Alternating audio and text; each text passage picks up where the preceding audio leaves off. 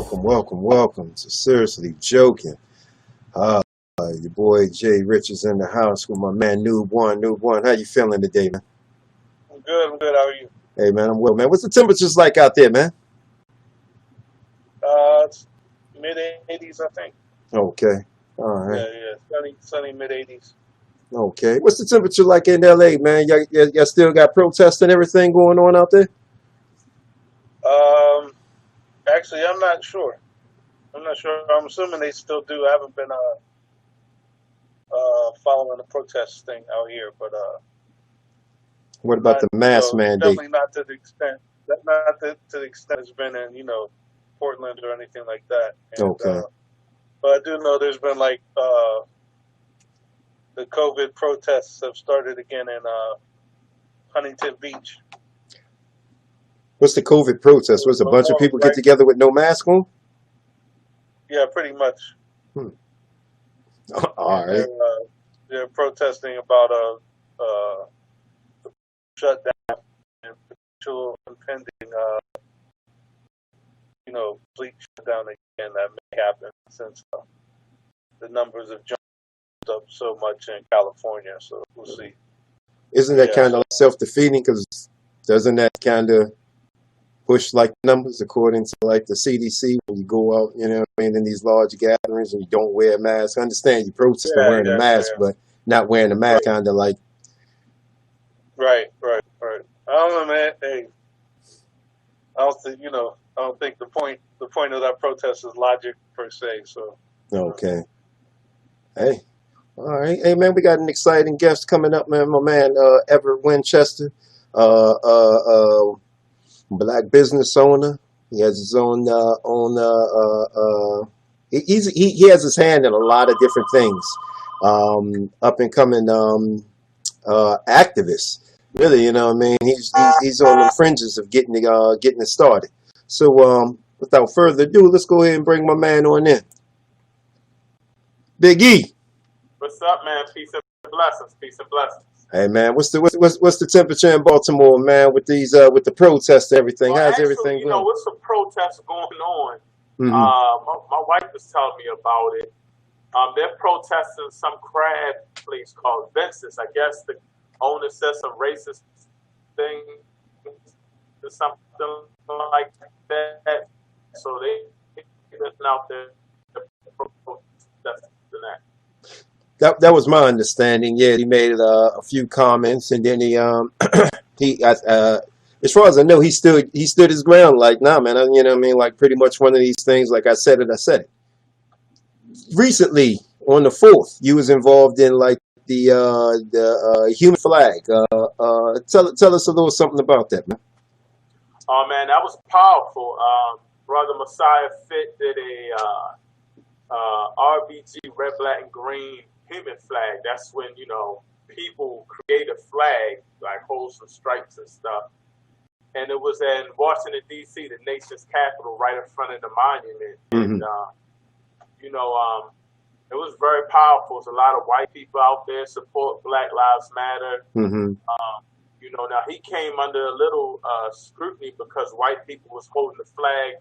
But I think at that particular time, it was just white people just trying to support Black Lives Matter and help out. It wasn't like,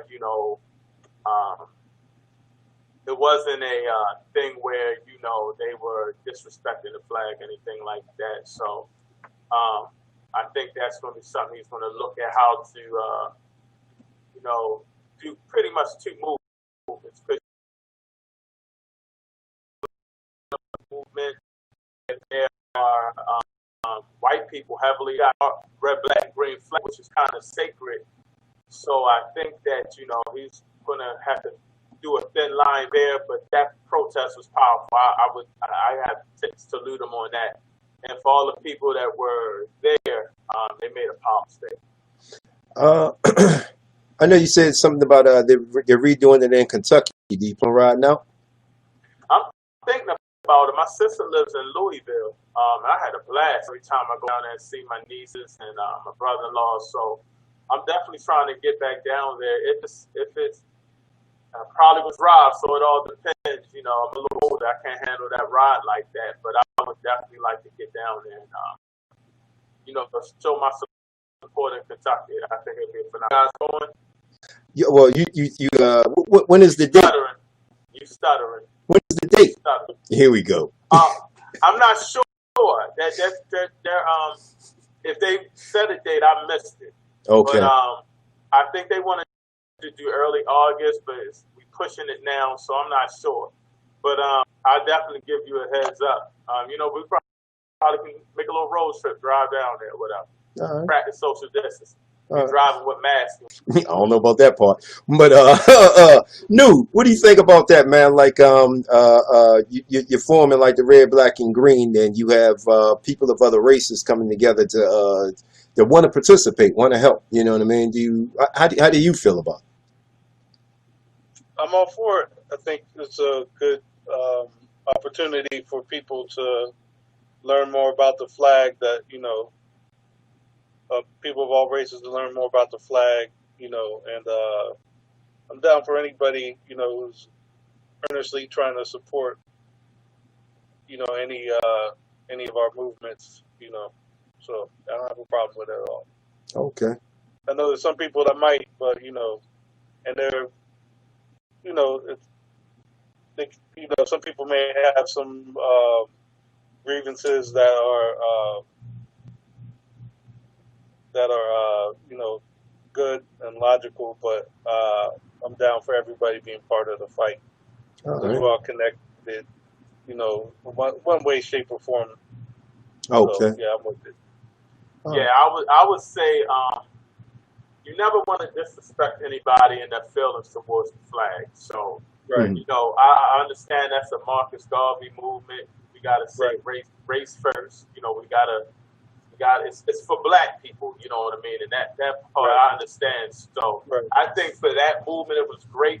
And I think if he does something else, maybe he should think about maybe doing another kind of flag to show solidarity to all races coming together. So he doesn't offend anybody. I haven't talked to him about it, but I would really recommend that. It's good to teach them about the flag, but they have to understand that flag was pro-black. It's meant for race first, for us to get ourselves together. I'm telling them, the Black Lives Matter movement is kind of like against police brutality against black people. But I would like in a community, in the black community, where we have a lot of like Baltimore, Chicago, DC, where it's a lot of black on black crime. That's when I think it's a point to raise that flag, because you're bringing a lot of black people together. So I think that's very important. Yeah, I personally didn't have a problem with it. Just like Noob was saying, anytime you have the opportunity to spread knowledge, I think that you should take advantage of it and do it, especially when people are open to listening. Too many times we try to force, information on people that aren't ready to receive it or don't even want to receive it. You know what I mean? So in that type of situation, I think that, it was great that they came out and everything. And I think that he made a great point that enough of the people that was actually on the internet complaining about it actually showed up. Then, you know what I mean? They wouldn't have had to worry about it. They could have voiced their opinions in person instead of like sitting on the internet. Speaking of the internet, has anything changed? I know you did a show a little bit ago, man, probably about a month now. We did a show together and we were talking about the planning of this event. And you know what I mean? You had a whole lot of keyboard gangsters, man, like 80-year-old white women, man, talking about, you know what I mean? It's almost taking you out. Has any of that calmed down? Probably when I do a post that is for the black upliftment and movement. Oh yeah, I'll be getting some threats. I'm kind of used to it now. It's kind of crazy. It's just crazy. A lot of people are stuck in their ways. You can see the white supremacy mentality. They feel threatened.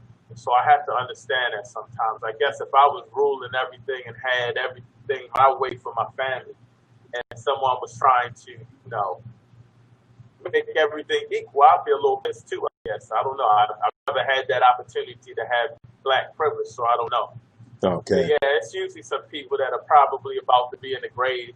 I wish them well, and they can go live with their racist ancestors. It's a new movement going on. We white people, black people coming together, and it also threats people when you say race first. You know what I mean? We're not saying race first in terms of saying F white people or F Jewish people. We're actually taking a Jewish mentality. We're going to take care of our community and fix our problems in our community, and we still going to deal with y'all too. But we've got to get ourselves together so we can be on an equal playing field. We got to start supporting our own businesses, like white people support their own, and Jewish people support their own. And, we still can deal with each other and support each other's businesses culturally, but we just got to start growing and putting ourselves first. We are the only people that, when you say race first, we get offended by that. And so that's something that we all have to look at, and they don't like that. They want you to just be black people to be consumers and just shut up, So you say, man, I don't think that's right. They get a little pissed. Yeah, there's mostly old white ladies, believe it or not. Lady like Sarah talking about she's gonna kick my ass. I ran 5 miles that day. I'm looking soft or something. Run 5 miles. When somebody else comes along and says the same thing, you know what I mean? It puts them, it makes them uncomfortable because of their own mentality, that when you say Black Lives Matter, in their mind, only thing they're hearing is only Black Lives Matter. When you say, you know what I mean, we have to build our own economy and so on and so forth, they're thinking that, you know what I mean, oh, they just trying to take over. They want to take over. They want to take over. They want to take over, Right. It's not that we're trying to take over. We want the same resources that you had. I probably said this before, and you probably heard me say it, but Dr. Claude Anderson always talks about race not being color. It's like an actual track race, where you're running, or a car race. And he like, it's a race for political power, economic power, and resources. And he said black people can't be racist because if we're not even in the race. In fact, we're probably not on the track. We're on the bench watching the race. That's how bad it is. You know what I mean? So in order for us to get into the actual race for political power, for economic power, for resources, land, etc., we gotta get ourselves together. And when we start getting political power, like this election, if black people can control this election, if we decide to put our vote and vote collectively. If we start getting political power, if we start getting, all the things that we need, that's going to be a problem for them. Nobody wants to give up resources and power, but, we got to start uniting to take care of that. I know that you. When they're talking about, when black people talk about black power or race first, I always look at it in terms of it's more of a self-determination, self-sustainable thing, as opposed to, when as opposed to, coming from like a colonial mind state, or something where you're trying to take over everything. Like, we don't want to take over everything. We want to control our own. We want to control our communities, and like everybody else does. Right. So it's quite simple for me, but perspective is everything, and everybody isn't looking from the same eye. And able to empower people. You're looking to start up UNIA chapter. How was that going? And what are your plans, and how do you feel on what's your plan? Rolling it out. Well, right now, I just found out what I needed to do to start. I actually with the Atlanta chapter more than anything. There was a Baltimore chapter, but I don't want to get into what happened. But they're no longer around at this time. So I like to have a local chapter Well, the UNIA is Universal Negro Improvement Association, and I think it's very important. This organization Marcus Garvey started, and you know, it means a lot to follow that. It's not more than just an organization; it's a government. You know, he created a government and guidelines and rules to abide by. And he talks about uniting Black people, not just in America, but all over the diaspora. So when you start saying that, you know, you look at the power. Imagine us being united with Jamaica, Haiti, Africa, all united. We become powerful, you know, and we become a nation of Black people that's strong. And so that's, to me, that's something that we need to start pushing. And you know, so right now I'm just trying to get some local members. I don't need that many, but you know, I'm gonna start pushing and see who's really gonna be serious. And you know, we're gonna try to get it started here again. Okay. I know, like we were discussing before, just trying to plan a trip with like 3 or 4 people, man, can be like a pain in the behind. I salute you, man, because the process seems simple. You know what I mean? The reality of actually putting it to work, you know what I mean? Maybe something different. Because we just don't want people that want to be members. We want people that want to be active. I want it to be a strong and powerful organization where people want to be, you know, active, contributing, and out in the community, promoting the organization and doing things. I think, you know, sometimes, you know, we can stay still with the organization, but I want it to be up and up front and promote Marcus Garvey. All right. I just want to make sure, man, y'all not going to be on the corner, man. You know what I mean? Asking for change. But no, man, it's a lot of people in both, man, that actually want to do something like their community. And from the outside looking in, I see a lot of people that want change in their neighborhood. For whatever reason, I don't know where America and like the media gets this idea that people want to live in poor, dilapidated neighborhoods that's overrun with drugs and crime. A lot of people don't want to live in these type of neighborhoods, but they don't have, like you were saying, the political power.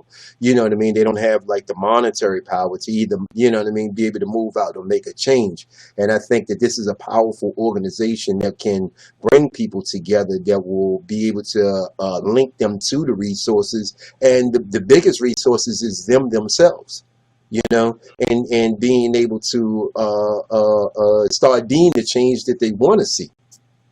Right.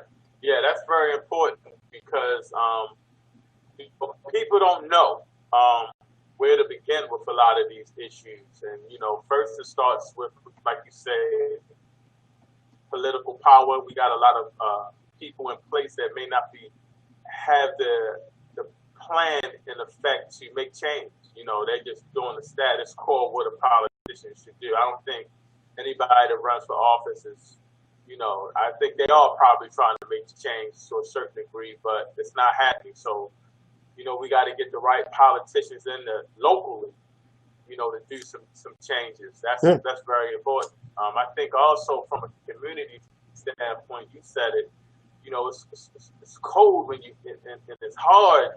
You got to be mentally tough and hard, you know, growing up in a city like Baltimore.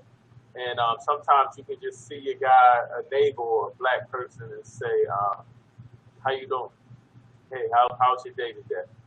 You know, I do more of that running. Like I'm running, hey, what's going on, brother? People like, hey, go ahead, brother, I see. But, you know, that goes a long way to just change the mentality of, you know, our environment we live in. Yeah.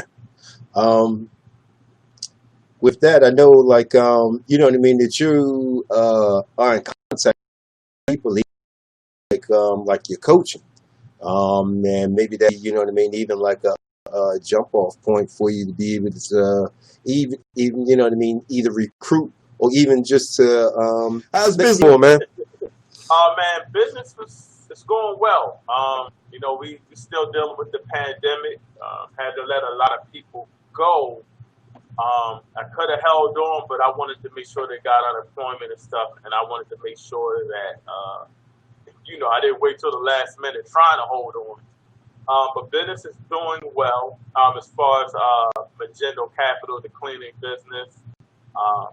We got Real Truth and Power that's starting to grow as a nonprofit business that promotes Black-owned health, wealth, knowledge, yourself, small Black-owned businesses, Black businesses in general, Black businesses, Black businesses, and just provide knowledge of history and the true origins of our knowledge. So that's doing well as a nonprofit, and we still expect exposure, our recruiting service that helps high school athletes get into colleges. So those three businesses are doing well. I always like to talk about them because I got about 4 or 5 that are just doing awful. Okay. I know yesterday was a big... That's part of life. That's part of the journey. I always tell people, hey, just try your business. It's okay if you fail. Just try. There's nothing wrong with that. Just try. You learn and then you try something else. I know yesterday was a big day for you, Keith Sweat birthday. What did you do?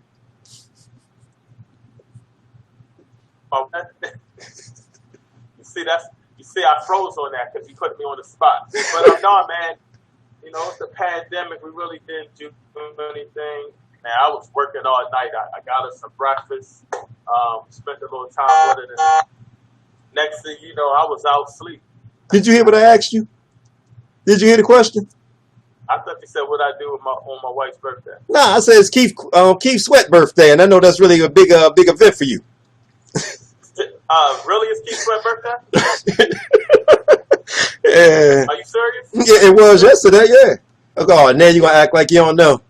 No, Yeah. well, it's funny because that's my wife's birthday. Yeah. I'm a huge fan of the drawer dropper. That's what we call it, the drawer dropper. Yeah. You begging in one ear and I'm begging in the other ear. Yeah. I always took you as like a Freddie Jackson, Howard Hewitt type of guy. No, I'm on Keith Sweat, brother. I'm on Keith Sweat. I'm definitely on Keith Sweat. Yeah. Not Howard Hewitt.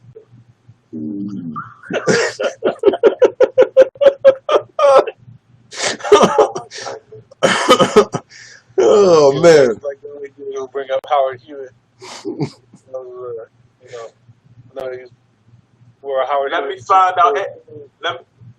Let me find out. Amen was in your heavy rotation. What the name of his song? Amen or something? Oh man, you got me, man. The only reason why I know about Howard Hewitt because Nude keep claiming that he from Aliquippa, his hometown. That's it, man. I would put Howard Hewitt on me. The Howard Hewitt in high school. One to hear that. He was in Shalimar originally, right? Oh man, don't give me the money. I don't know. James would know all about that. He loves that. Yeah. Yeah, I mean. He that was his nickname, Shalimar in middle school. Now here's a true story. He did come to work one day with dressed up in a suit with Freddie Jackson jacket with the shoulder pads. He had an all-white suit, a white jacket with a suit jacket with the shoulder pads and a damn umbrella looking like Farnsworth Bentley. It was sunny outside. Negro going to try to say it was raining earlier that morning. Umbrella. I salute you. Whatever, man. Hey, man. Tell us about the Collective Black People Movement, man, and how you got started in that, man.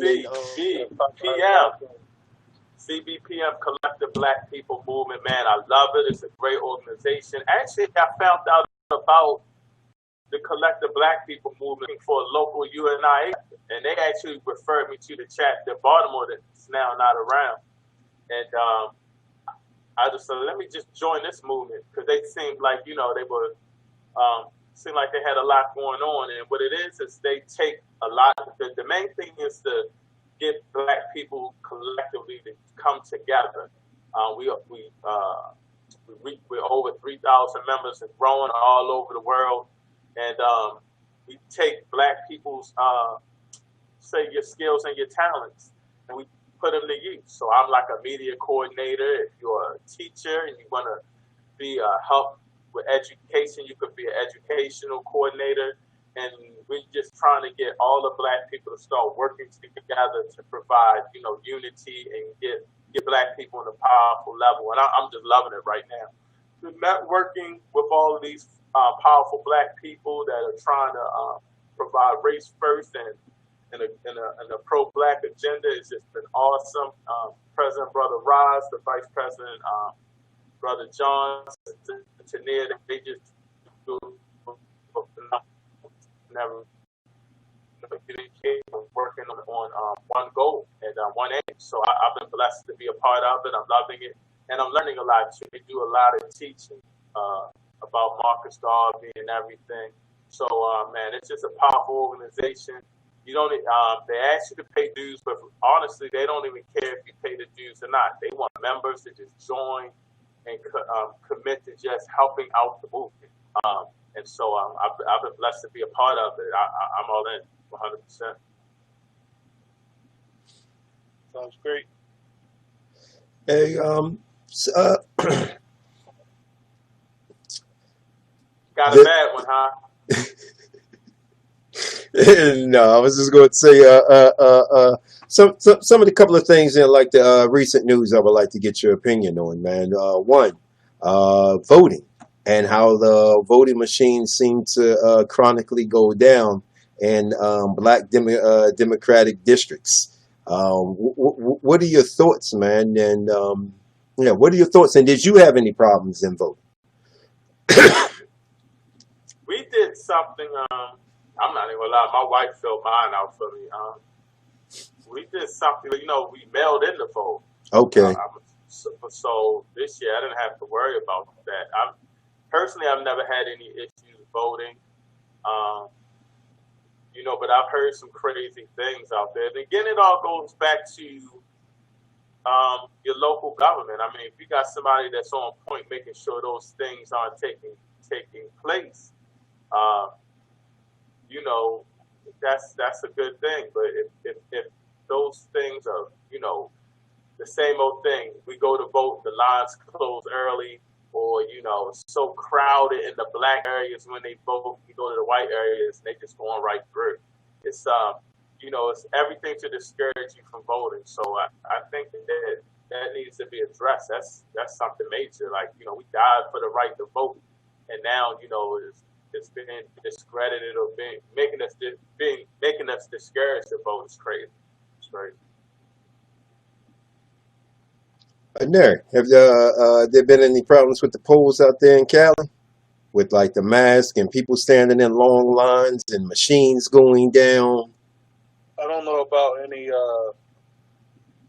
issues with the polls per se, but nationally, there's been, partially due to the, COVID-19 situation, there has been a large amount of black and brown precincts that have been, shut down almost exponentially. So there's by the, sometimes by the tens or by the hundreds of voting places that were available that aren't.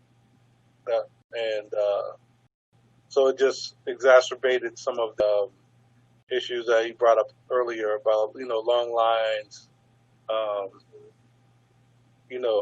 closing early. There's I want to say it was Kentucky, but it could have been Alabama, so I don't want to put it on the wrong state. But there was an issue at one polling place where people were waiting outside the door, and they locked the doors on them. And luckily, there were some organizers there that were, on point. So in touch with the judge, told people to stay there, got in touch with the judge, and then the judge ordered they needed to open up the precinct back for everybody who was still standing in line at that time. So, I mean, there's been a lot of, shady stuff in the primary, in the Democratic primary, and we already know how, Republicans depress the black vote through gerrymandering and other, routines and, the the general election. So it's kind of like, we're being pressed on both sides. But me personally, I haven't had any situations where I had problems voting. But there's been issues with like people getting provisional ballots and things like that. But that's like getting deep into the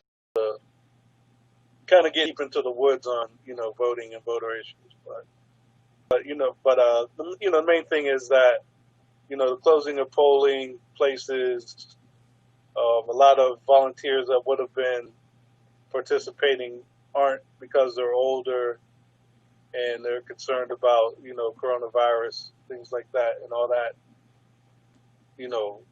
kind of mixes into like a brew that depresses the vote and in various different ways. So.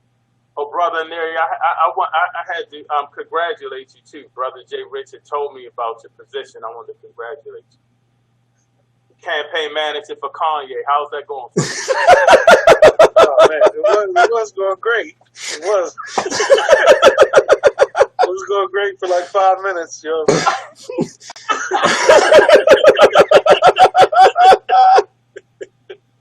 You know what I'm saying? You just made, bulletproof vests are trying to tell them don't do that, and it's, made a unilateral decision with the haircut, and, after that I had to kind of back away from it, but we was already having problems getting them on the ballot anyway, so.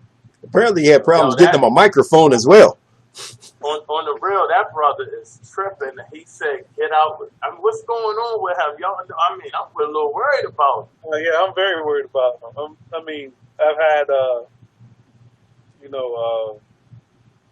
there's, mental illness runs in my family through different generations in my family, and he's definitely exhibiting some sort of mental issues.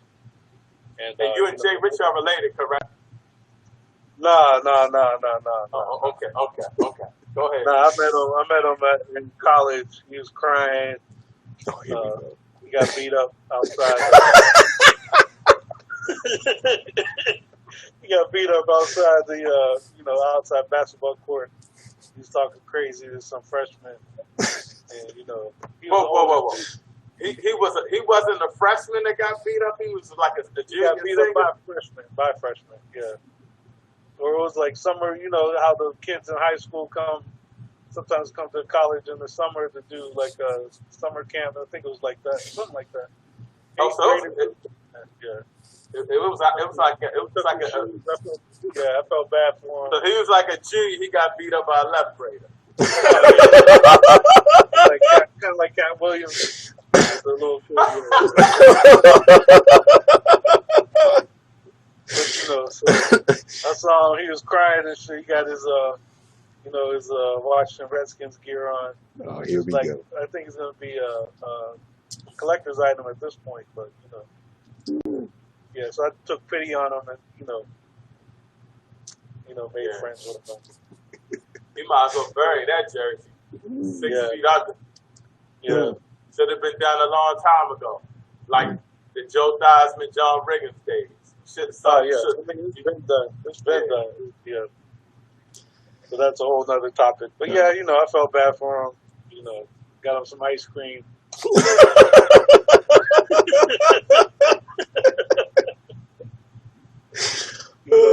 Some flip flops. So, he went back. He went home. Oh man. You confident? I told you about talking shit, didn't I? Yeah. Yeah. I'm gonna tell you right now. The only part of the story that he may have told that was true was the flip flops and socks, because they're not ready for that 302 up there. That's about the only thing might have been true. that was it. Whoa. Let me for the wrestling shoes either. Let me clarify that. You mean slides and socks, not flip flops and socks, right? I can't do the flip flops. Yeah, flip flops. I can't have the dog in my toe, brother. I don't do the dog in the toe.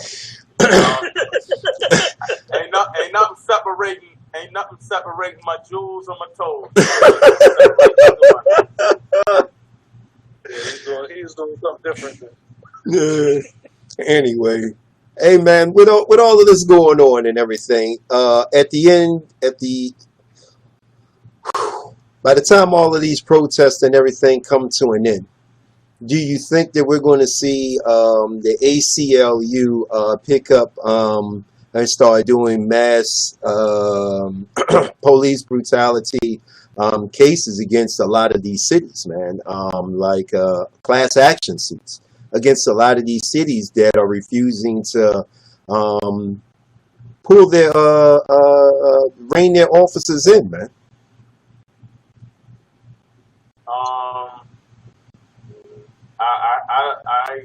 I hope we have change. I've seen some changes coming, and I really truly put all my love within the youth. They're doing a phenomenal job, and they staying active. They staying at it.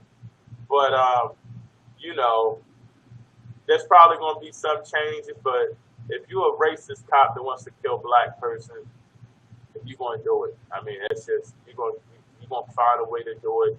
They got cameras, and they still doing it. You know, so I don't know. I don't know. I mean, I'm hoping that part changes, you know, but my mentality is let them fight for that. You know, our community, we got other problems. Every time I turn on TV, it's another brother getting killed by another brother in the community. So they can fight that fight. I'm just more worried about, you know, saving our people from each other.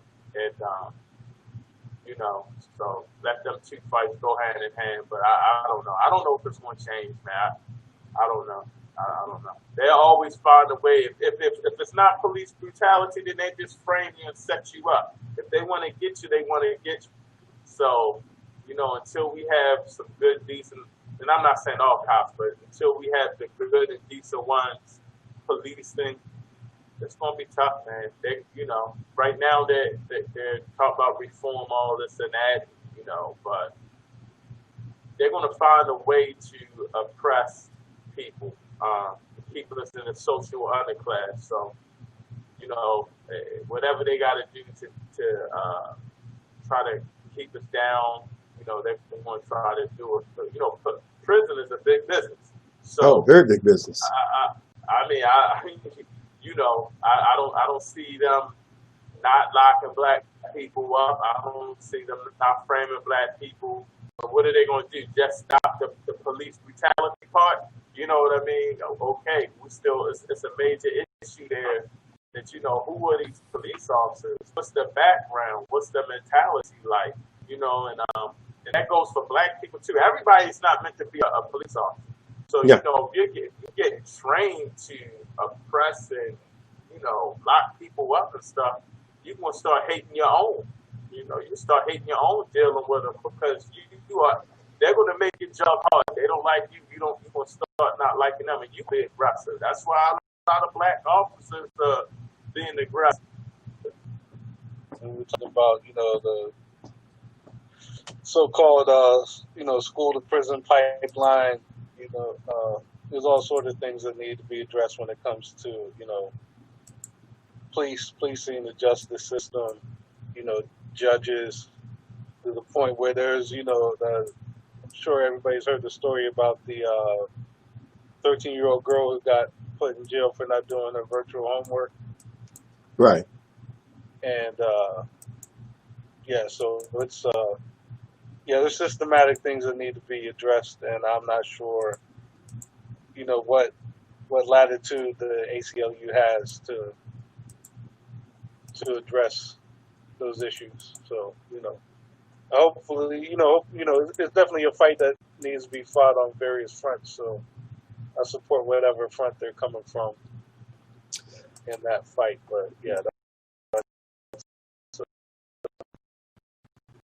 I named them specifically only because I've been following, and they've been keeping a close eye on like the protests and taking down officers' names and incidents, and I don't think that they're doing it, you know what I mean, for no reason. And I think that they maybe, you know what I mean, there's a possibility that they have something else that they're going to look to, and it might be linked in with whether or not we're able to get rid of this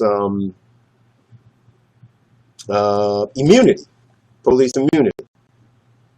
right. Qualified immunity, I think it's called. Yeah. Yeah. Yeah. Yeah. So that's a. Yeah, I mean that's a good point. But the one of the issues right now is that there's no.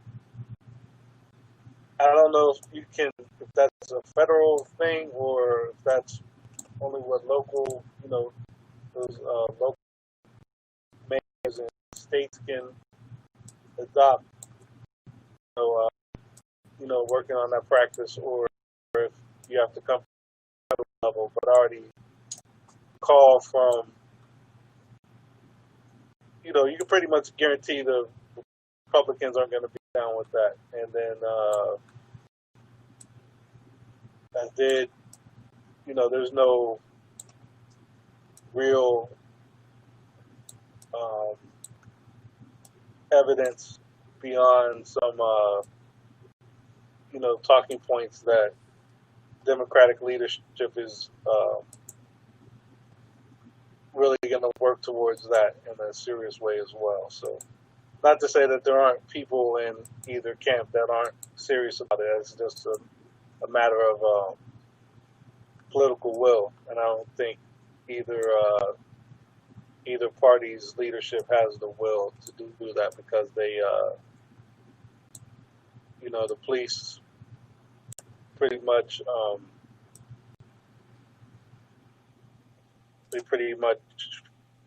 run, hold things down for the quote unquote ruling class, upper class people. So, and that's who, both parties represent, the leadership of both parties really represent are, the quote unquote ruling class, whatever you want to call them, percenters, the donors and things like that. So that's going to be a hard sell, even for, the Democrats to kind of looking for expanding their base into the suburbs, because a lot of suburban white people aren't trying to hear anything about reforming the police at all. I was actually just on one of my local apps next door, and there was like 300 people commenting on a picture somebody posted by a police station. They're like,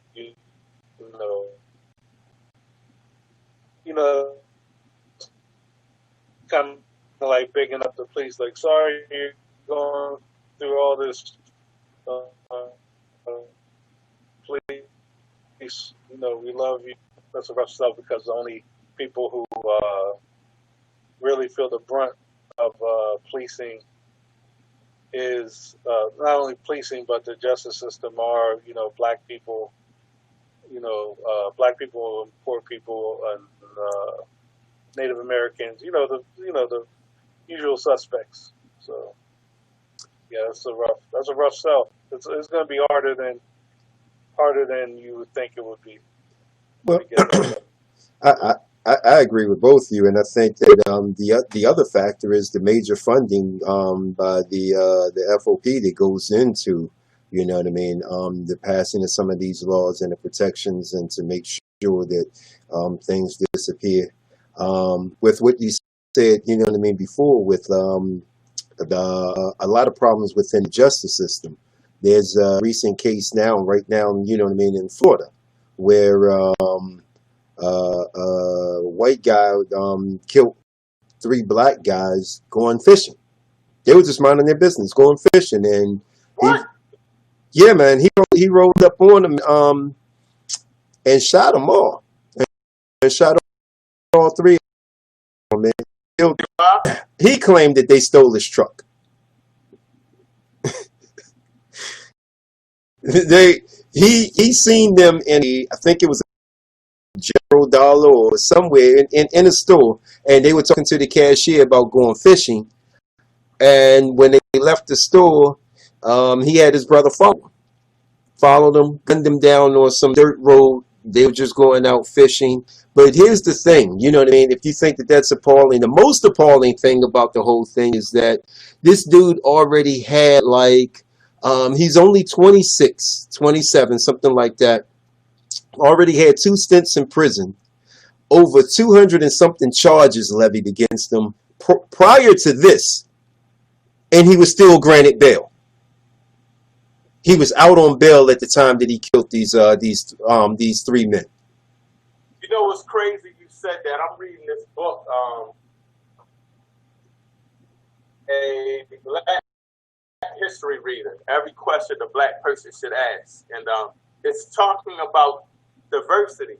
And I might have told you the Diversity Act in 1705. And you think of diversity today as, you know, white people, black people, all different colors, but it was an act that in 1705 that meant every 4 or 5 slaves there had to be 1 white person. It kind of messed me up because I never knew that part of it. And which was crazy is that act wound up, you know, establishing the Second Amendment for white people to bear guns. You know, that was actually for them to kill and keep black people in check, that amendment. So it's funny you say that. You know, sometimes we complaining about the laws and stuff like that, and how we're being treated and asking for justice. But if you really look at the laws are for black people to get killed and get arrested and be kept down. So it's kind of like we got to really look at that Constitution, the laws, because some of the stuff that I'm starting to learn is really messing me up, really. It's kind of crazy. Okay. I mean, you think about what's that law they talk about in Florida that stand your own ground. Yeah, I mean that's stand your ground. We all know that that's not for a black person. That's for a white person. I mean, it's not supposed to be, but we all know that any brother stands his ground against a white person, he's gone. So you know what I mean. I can't tell you how many white people kill black people on that law alone. So yeah. All of these gun laws and stuff like that, even though, like you said, black people can bear arms, but that ain't what the law was actually meant to be. And so when you look at the Constitution and stuff like that, you find those little things that might have been reworded or changed. Some of the things aren't changed. I think they're still in a certain status. I think it's one state, lynching isn't, they're still trying to ban lynching or something like that. Well, you know, they failed that's to. Crazy. That's crazy. They failed to pass a federal lynching law. That's what it is. Yeah, like, and so a lot of these laws that have been in place to be against black people are still there. So we are getting upset when officers are getting let off. You know, the law pretty much is not going to condemn a white person for killing a black person. It's in the Constitution. When you really look at it, how they can get those laws out. So until they really start looking at the Constitution and changing a lot of the laws, we're in trouble. I was just explaining that to somebody on Twitter, and they told me that I'm looking at things that were outdated. And I'm not really, because our parents we're out marching right now. There are protests going on right now for the exact same thing that our parents and our grandparents marched for 50 years ago. I was like, so it can't be outdated, because we still don't have those rights. We still, like you said, you know what I mean? Case in point, a buddy of mine invited me to come up, you know what I mean, to go to the range. He's in another state. Now, legally, I can carry my rifle to, you know what I mean, to where he is, and we can go to the range and shoot, and, you know what I mean, just have a day at it. Legally, you know what I mean, on paper, that can happen. That was just like, yeah, the reality. I pulled over with a gun in my car. I was like, man, yeah, man, that's a whole nother issue right there. Whether, yeah, you think that you can do it. The law says that you can do it, but that all depends on who you get pulled over by and what that officer's interpretation of the law is, along with like the DA. And you have a lot of times where even if the officer is wrong, you know what I mean, but the DA feels as though it's still enough evidence to bring a case against you, even if, you know what I mean, it's very little evidence, and they just, like Anire was saying, you know what I mean, if they want to get you, they're going to get you. Right. You know what I mean? It doesn't matter if you're within the frame of the law or not. Because, and that was one of the things that the bill that did not pass, the bill that the Democrats had presented in early June, I think it was. One of the things was they wanted written into the law that they can start going after not only the police officers involved in these crimes, but for the DAs when they don't go after charges for, you know what I mean, against the officers. Go after the DAs when they are charging people with crimes that you don't really have like the evidence, you know what I mean, to ruin these people's lives. And but of course, you know what I mean, like you said, you know what I mean, it stalled. I don't even think that to this day it passed in the House and the Senate. What's his name? McConnell has refused to allow it to be voted on. You know, with a lot of other things. So Yeah, it's with crazy. with that said, you know what I mean. I want to ask you and ask a new simple question, man. At the end of all of this, whether it's the COVID, whether it's the protest and everything, what are the 3 or 4 things that you would most like to see as an outcome? As far as the COVID or so, Well, when I say with COVID, because you know, with everything floating around about the vaccines, which we ain't get into, and I don't, you know, I want to bring, I'll get into you with that on another show. But with like the vaccines, with the justice system, with the prison system, with the protests, with equal rights, with the discrimination. You know, this protest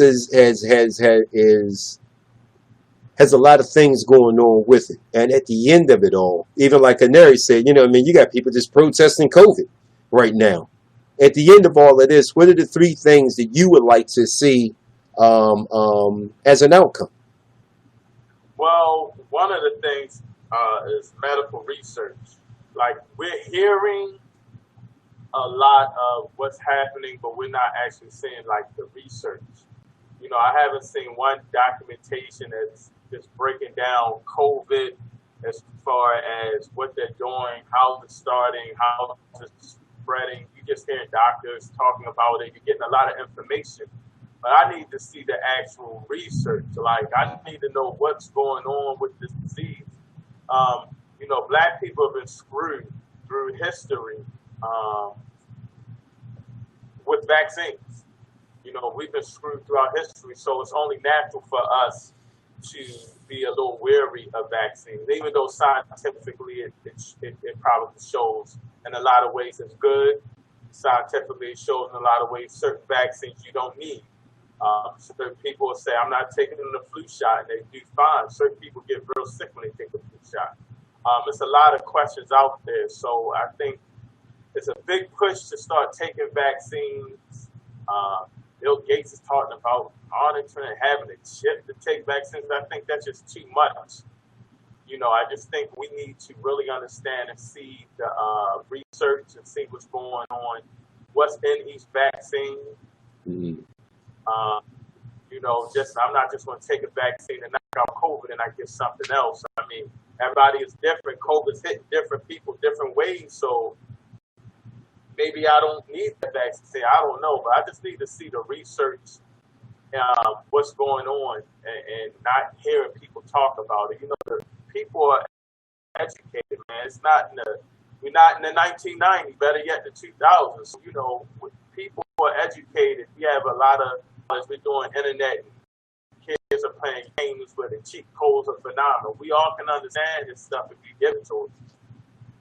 You know, I just need to see the knowledge, you know, what really is going on, and not some spokesman telling me one thing one day and something else the next day. You know, I just really want to know what's going on. I'm a little worried about those vaccines, so you know, that's something that I'm just worried about. Me myself, I think one thing definitely I'd like to see would be the growth of more mutual aid societies and community co-ops for that would benefit the community in various different ways. Growing food, circulating resources, things like that. Um, Hopefully, some revamping of this economic system in general, and the third one.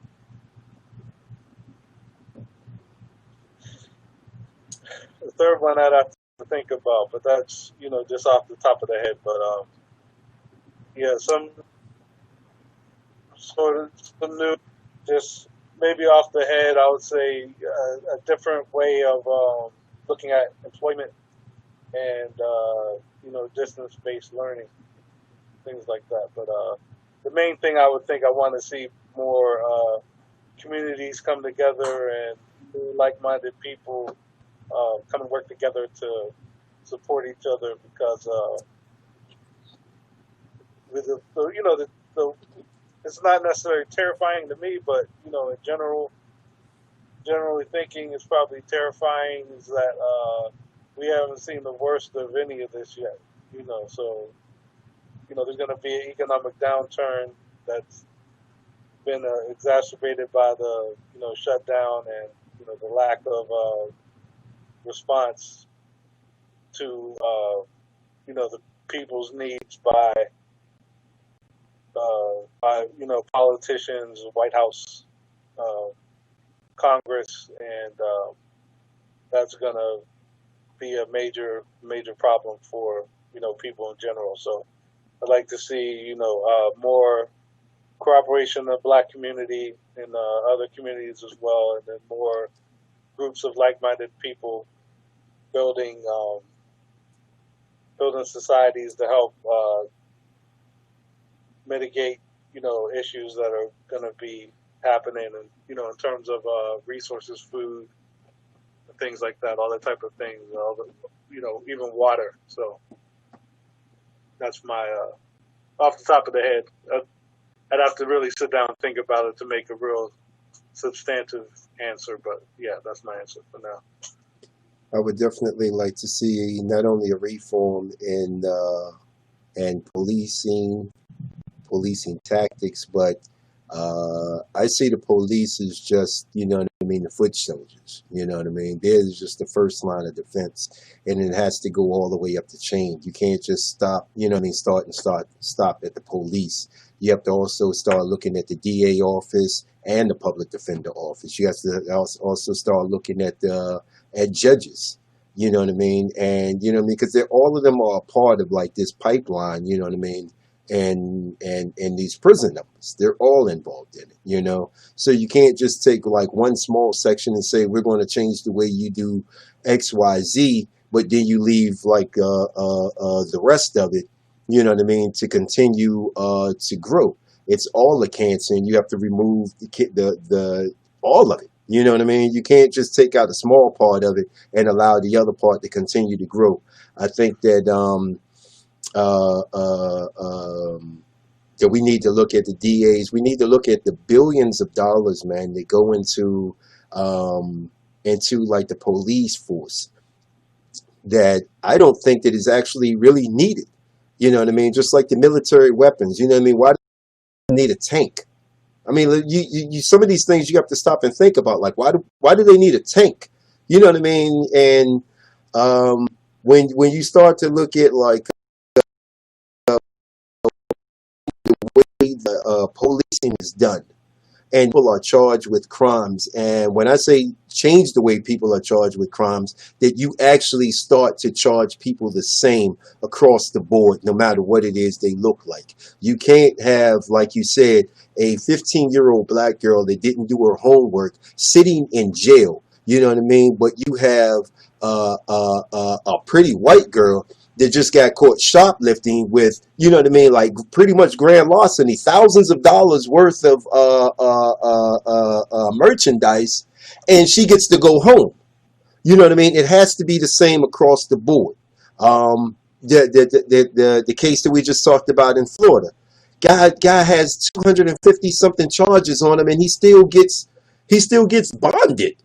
How in the world is this guy even, you know what I mean? How is he even given, you know what I mean, the opportunity to be bonded? You've already had 2 prison stints. You know, some of this stuff, man, and even when we get into, I guess that's the first thing, you know what I mean? Just the whole policing and the justice system in one. Um, the other thing is, I would love to see us as a people take this opportunity, you know what I mean, to come together and unite. To say, look at what happened in D.C. a month ago. Look at what happened in Chicago, Father's Day. Look what happened down in Atlanta, I think, and then over in Texas, and say, you know what? We cannot allow these people to continue to fester in our communities. We cannot allow them to kill off our youth, because the 2 biggest things that we have, man, is the wisdom of our older folks, you know what I mean, and the youth, to be able to instill within them so that our communities continue to grow. For us to be able to, the third thing is for us to be able to take back economic power in our own communities. There's going to be an opportunity, and the opportunity is knocking at the door, because there are a lot of businesses that are going out of business. We need people that are in place, or people that will be able to, you know what I mean, go to an all black credit union, an all black bank, and be able to get a business loan to start their business within the community, to be able to hire within the community, to keep our money within the community. I see this as a wonderful, wonderful, wonderful opportunity for us to actually start to take back our communities. And not only, you know what I mean, with that, when I say take back our communities, I mean to start buying property in our communities, open up business in our community. So then when they go on the news, be like, oh, they're tearing up their own property. Most of these places, man, it's not ours. That's not ours. We don't own this stuff. You know what I mean? We just frequent it. You know what I mean? We support it. You know, it's not ours. We need ours. We need ours. So, with that said, Big E, thank you for coming through. We appreciate you.